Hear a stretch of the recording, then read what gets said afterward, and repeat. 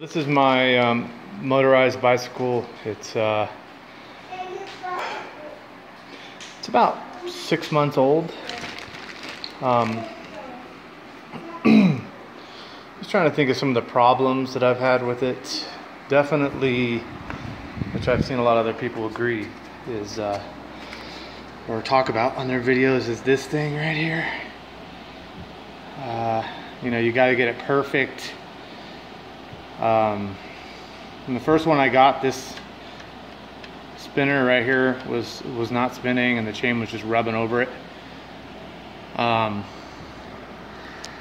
stripped out bolts here numerous times, had to go to the hardware store and get new ones. This one's a different one because I over tightened it because I had to loosen it and tighten it so many times to get it right, that it just stripped it out eventually.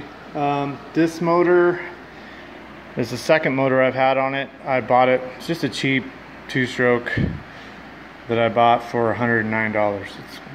I think it's Galapagos or something like that, off Amazon. I didn't want to go too expensive just because I'm not planning on riding this thing for too much longer. This is a Midnight Pro beach cruiser. Comes with all the it's made with all the cord welded on pieces here. Gas tank has its own welded on pieces that just goes right through. You don't even need the straps. You know, getting the chain, you need to get your chain aligned perfect, or else you're gonna have problems. It's gonna be making a bunch of noises and clicking and whatnot.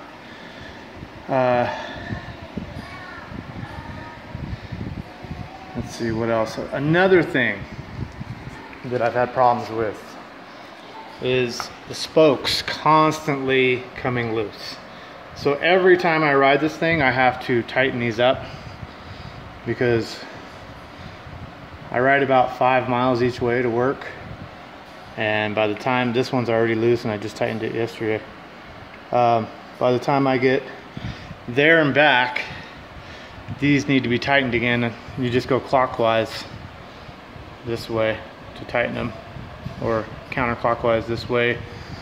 Standing over your rear tire, you're gonna go clockwise to tighten them, like this, like that.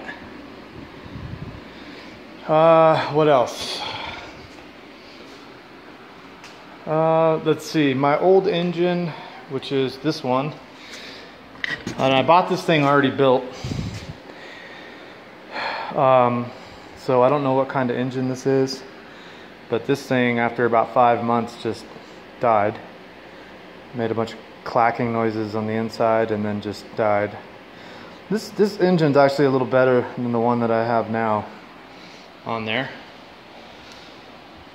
This thing's built better. It's got Allen wrench for all the bolts. The only thing I didn't like about this is you can't get to the magneto because there's no way to unscrew it. But yeah, this was it's a good one. It's more like maybe like a flying horse or something. Yeah, that one took a dump. After about 5 months, I'm running really good oil. The oil that I'm running through here is, and I'm running it really rich right now because Dominator Racing 2-stroke racing oil. So I'm doing like 16 to 1 or something. I don't know what it is. It's pretty oily right now because I'm running it really rich for the new engine. I've had this engine for about a week. Okay, hold on 1 second. Okay, buddy. I'll be right there. Another thing I did was this is the NT carburetor that came with it. I put a little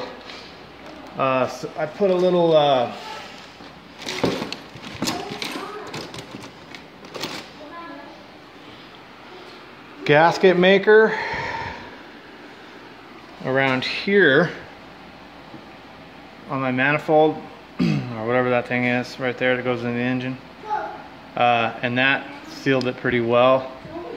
I have no leaks. My chain, you know, another thing is getting your chain the right tension. This is about right for the regular one. And this one, I mean, it took me a couple months to get this thing right for this one right here. And this one's actually kind of loose right now. Not too loose though, you know. There's quite a bit of play actually in this right now, but it's probably just the way the tire is. I don't know, it's always loosening and tightening. So I constantly have to adjust that. Yes, I put this race high performance carburetor on that I ordered from Amazon. It was $17.99 and I could not get it to work. I mean, I got it on, and what I did was I took this piece off and just threaded it right into, threaded this right here, right into it. But what I think I did is I think I aligned the that little round thing that goes into here. I think I aligned it wrong, maybe, I don't know, but it just sucked. I couldn't even get up a hill.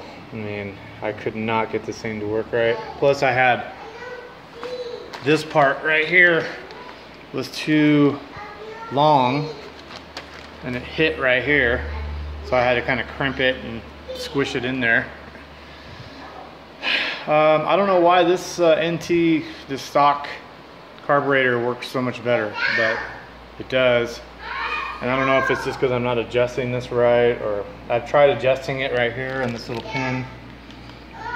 You know, 2 full turns and then a quarter turn out, but that did not help at all.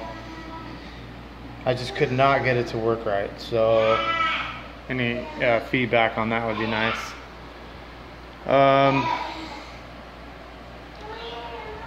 Yeah, so those are the main issues I've had with this bike. I'm doing another one right now, and this one is, I'm gonna make this GT mountain bike, it's an older one, into a motorized bike. I'm gonna cut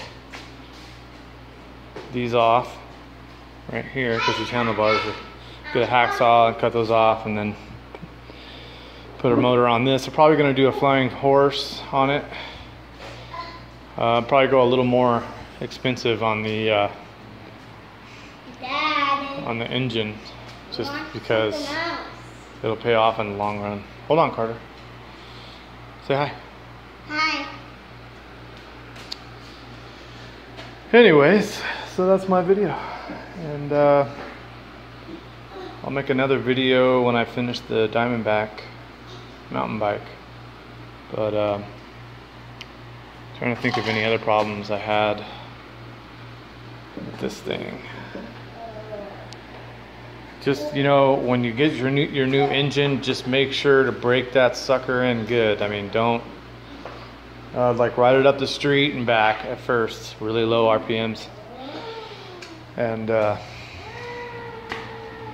you know, and then let it sit till it cools, and then maybe take it out for like a little bit farther, and then, you know, break it in real nice and easy, or else, you know, you might have some problems with the longevity of your engine. So